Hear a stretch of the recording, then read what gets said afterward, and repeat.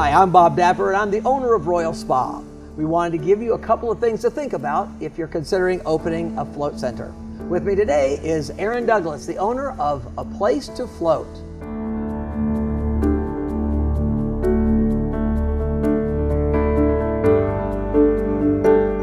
Aaron, it's interesting that people have an experience with flotation. What is the beginning of that experience? Well, you know, originally we thought that the floating was the experience that we were trying to make perfect, but come to realize it's everything from the moment they're aware of you, their interest in floating, some of the questions they may have, so maybe they're on your website, booking appointments, reminders, their orientation, the greeting, the way that the lobby is set. All those things are an opportunity to create this unique and memorable experience. Or, if done poorly, an opportunity to have somebody never come back again. Now, I've seen people come to the door of a float center and open the door and decide not to go in because of the air quality. Is that a big deal? Air quality is a huge deal. My immediate guess would be the humidity is the thing that they're experiencing. Definitely could be odors. There's so much to take care of and maintain, and that air quality ends up being a symptom of so many different things. Now, when you talk about the sound in a float center, how is the best way to control that sound? Oh, by not having any. Right. There's a lot of different ways that you approach it. You know, one is when you build the float space, making sure that that's well insulated, well constructed.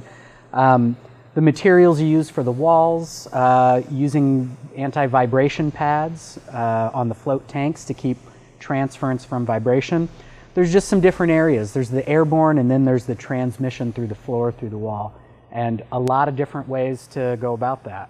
There's a lot of sounds, though, that exist in our life that aren't really worth worrying about, like the kid that goes by your facility with no exhaust on his pickup truck, or the plane that has to cross under a low-flying cloud. Do you worry about those, or you just expect the customer to ignore them? I worry about them. I worry about all of them. It's difficult because depending on your situation, depending on your facility, you may have to deal with heavy traffic or helicopters or tornado warnings or who knows what. But the people are wearing earplugs and they can hear their own heart beating in their ears and they can hear their own breath like Darth Vader. And so that has to be something that would mask a lot of the sounds that would be normal in a facility. It does help quite a bit. Typical noise, talking, even music, that's the stuff that's pretty well controlled.